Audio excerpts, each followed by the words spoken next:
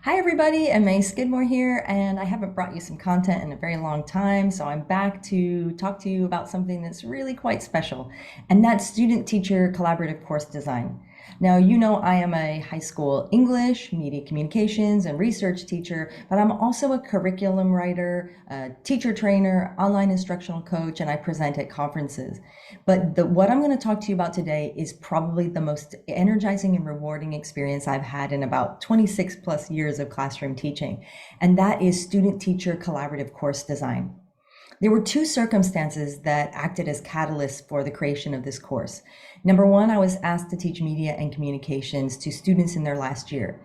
It's not typically a course that many teachers are jumping to teach because students in this course often take it because either they might have failed an English class or they needed another English credit or they hadn't really been involved in an exam program, so they were looking for something to do. Very few, there are some, very few wanted to take the course because it was media communications. And the second circumstance that acted as a catalyst is that I'd been unhappy for a very long time with the lack of initiative that many of my students were taking in their studies, especially the older students. This became even more pronounced during pandemic teaching, but I found that the more that I gave back responsibility and freedom to those students, the more engaged they became. And I found that really freeing and energizing. Upon returning to the classroom after pandemic, I looked for ways to bring that back to my face-to-face classroom. And so those two circumstances acted as catalysts for the course, but what really sparked me to give it a try was something that I had heard about years ago in my teacher training. And it's an idea that lay like a hidden ember in the back of my teacher brain, just waiting for the right moment to spark and ignite the fire. And it's something that Paulo Freire said about teaching. He tells us that teaching is less about transferring knowledge to our students. It's more about creating possibilities for the construction and production of knowledge. I've held that as a secret, hopeful possibility, but I didn't really think it was realistic in the more traditional settings that I had been teaching in for a long time. But that those circumstances of having to create that course kind of led me to just jump in and give it a try. So I spent the whole summer before the course started planning and researching and writing and rewriting, talking to stakeholders, and doing all the hard work of course planning as teachers are all too familiar with. And by the end of the summer, I ended up completely frazzled and worried. I was way out of my comfort zone. I had some clear objectives of what I wanted students to achieve, but I had no clear idea about how they were going to do that or how I was going to involve them in that process. And I think it's because when teachers plan courses, having those fixed objectives and pursuing clear cut ways of achieving them is the way that we tightly link means to an end. This course didn't look like that despite all the hard work. And so I was really starting to panic as the first day of classes was looming ahead. And that's when I kind of felt like this. Doubts and worries crept in. Would my administration even let me do the course the way I had envisioned? Would they let me change up my assessment away from final exams, sit with paper and pencil in rows?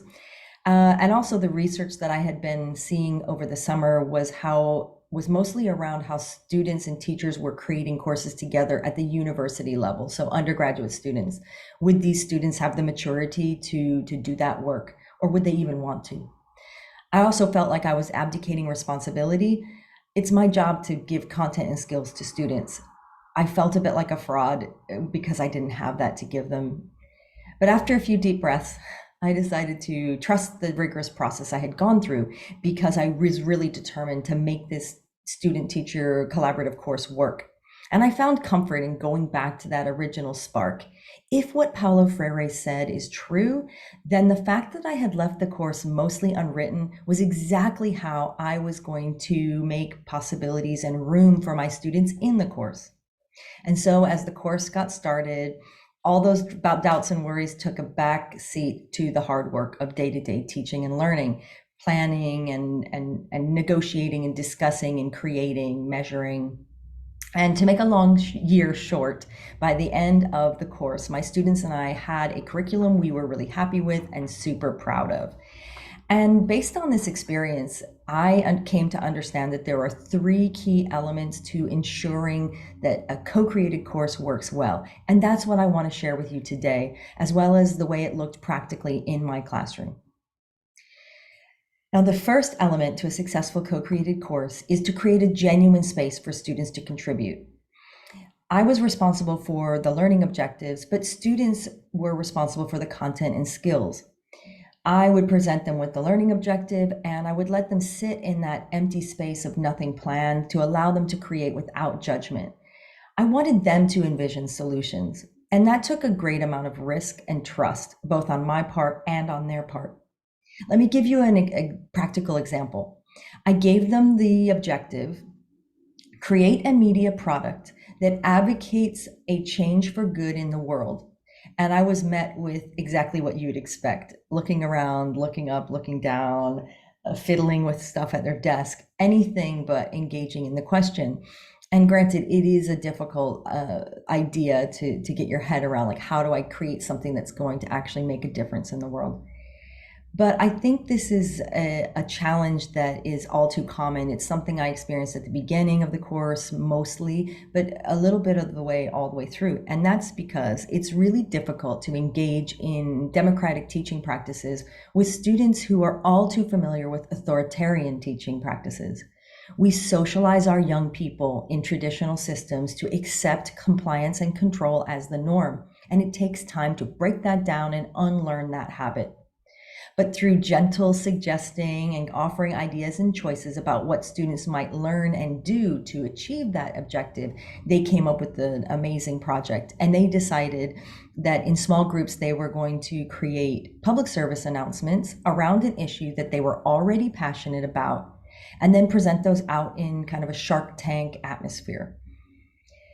Now, another way that I created genuine space for my students is through the physical setup of the classroom. Often we were in a conference setup, but that also changed depending on how students needed to work. If they need to work in small groups or by themselves, they would move those desks around to suit them. And I felt that in that way, they were able to decide on how they were working and what circumstances worked best for them.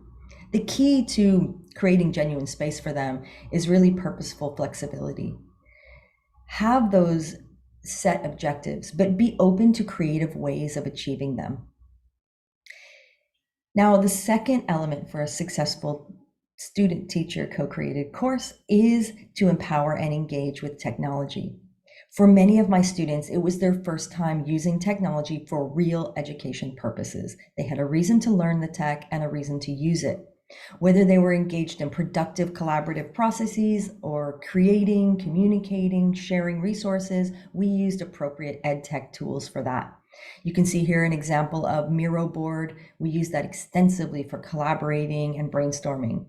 We also used our LMS, shout out to It's Learning.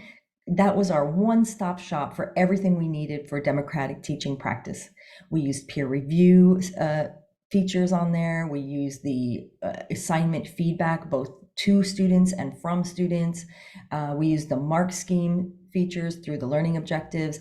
And mostly we use the digital portfolio to house our year-long assessment. Also, students were able to use tech that they were already familiar with, like Discord and WhatsApp. We use Microsoft 365 as well. That's the platform that my school uses, and that provided us with a major challenge. And that's because students didn't really know how to use it.